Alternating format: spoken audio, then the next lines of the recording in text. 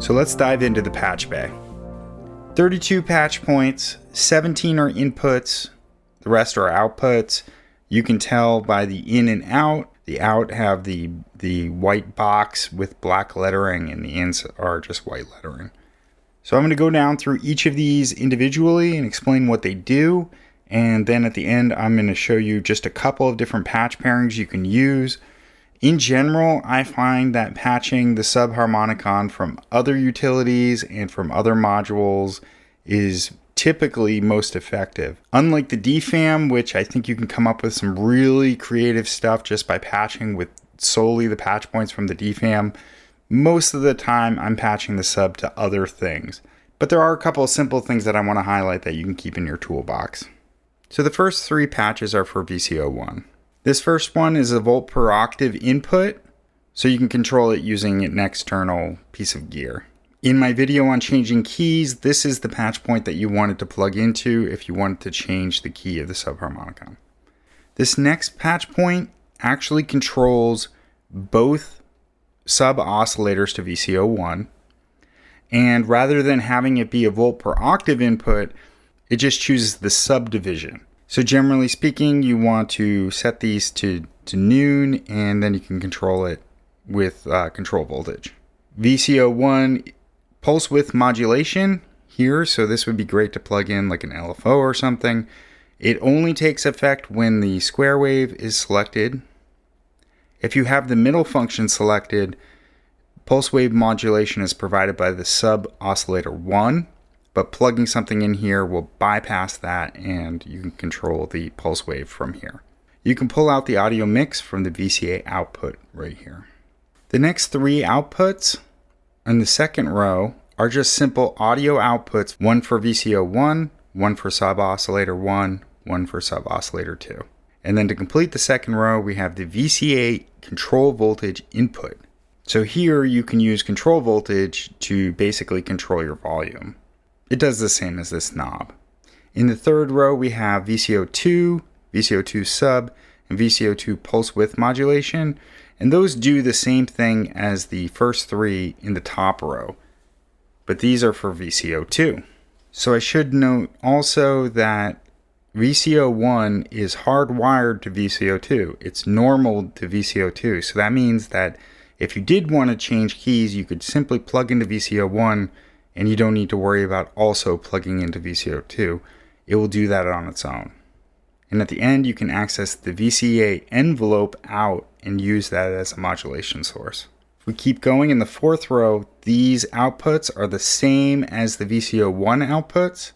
They're just VCO2 and then the two sub oscillators. And then the last one in row 4 is the cutoff amount. That is for using control voltage to modulate this knob. In row 5, the first three are the transport controls. So here you can use control voltage to play, reset, or trigger. And at the end, we have the envelope for the filter as a modulation source. So the rhythm inputs in the 6th row, those correspond with these 4 knobs.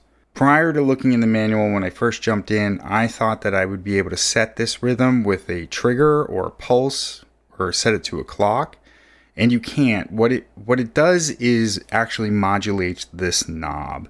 So if you set it here and add voltage, it's essentially like turning this knob up.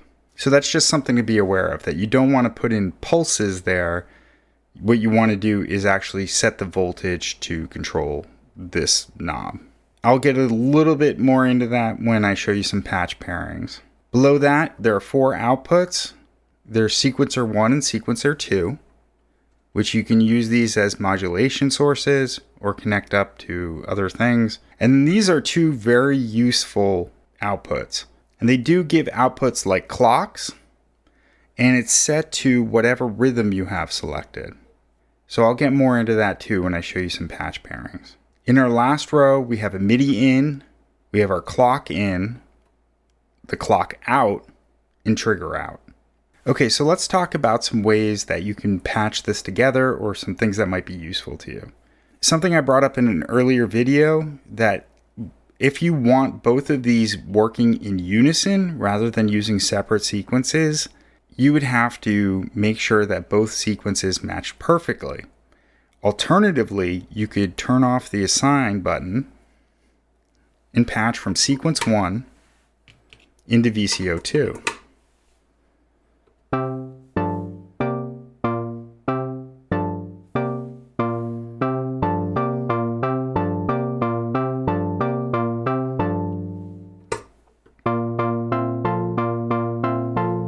I find it much easier to do it this way because that way you don't have to worry about getting in the exact same settings or hitting a knob or something like that.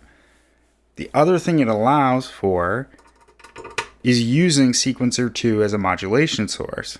Here's where the octave amount comes into play, because right now I have it set to plus -1 because that makes it easier to dial in the actual notes. But that only provides 1 octave in both directions for this sequencer, which isn't a lot.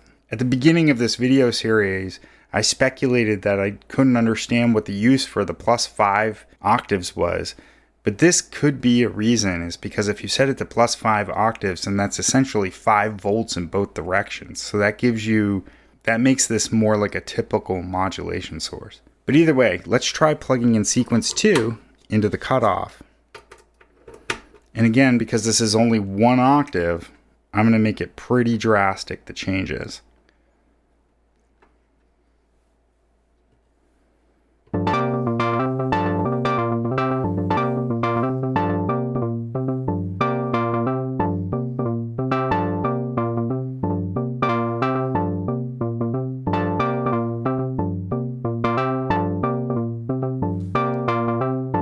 It's pretty fun to use the cutoff modulation with the different rhythms that you can get from these generators.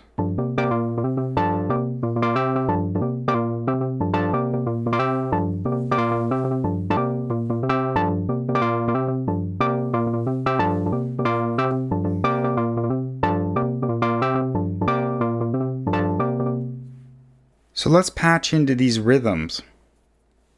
If you want the rhythms to change over time, you can use these as patch points. But just remember that setting an alternate clock or using a divider or something like that isn't going to give you the results, because it's basically just using control voltage to turn these knobs. But you can use something like an LFO to have things speed up and down really fast, or even using one of the envelopes. Let's set rhythm 2 to a really long rhythm, and then come out of the VCF envelope into rhythm 2.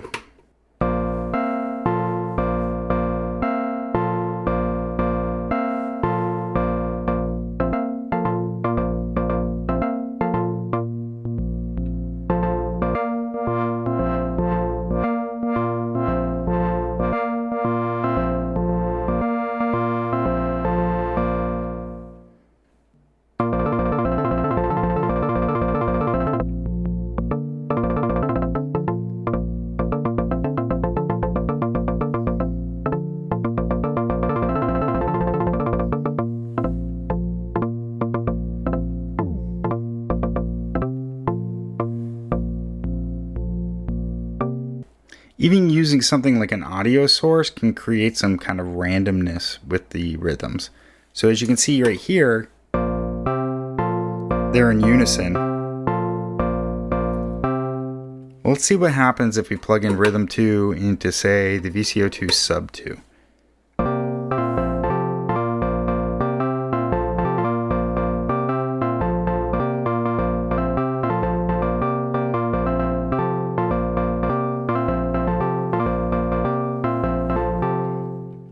It adds a little bit of a random touch to it.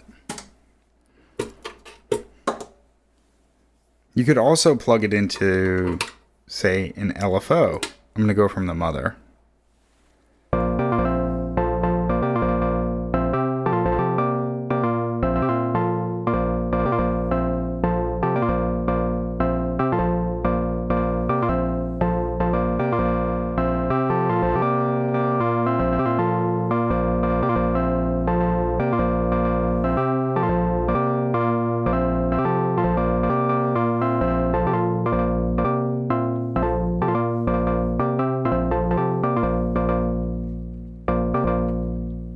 That's really nice for generative kind of ambient patches.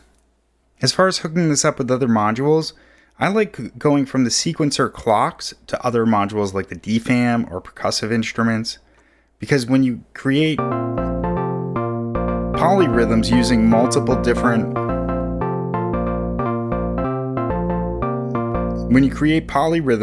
the rhythm generators,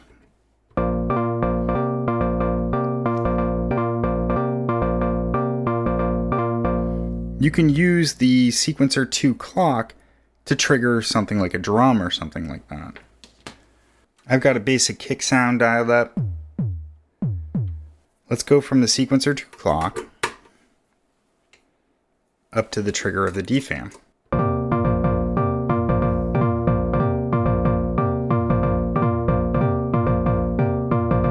So it locks in with just the sequencer.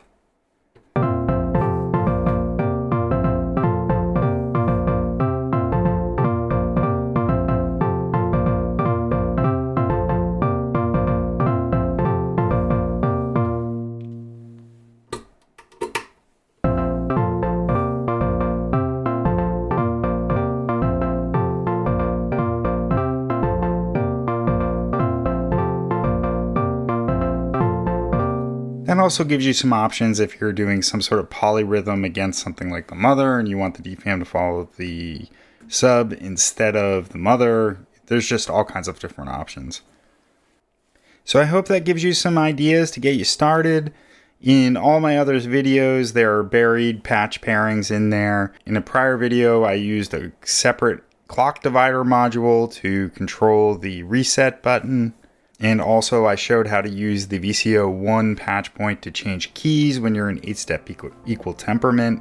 And as I dive into some of the other patches that I'm going to show on using modes and in 12-step equal temperament, I'm going to be using the Patchbay a lot. So stay tuned. There's going to be many more examples of ways you can use the Patchbay. I hope you liked this video. Don't forget to like and subscribe, and I'll see you next time.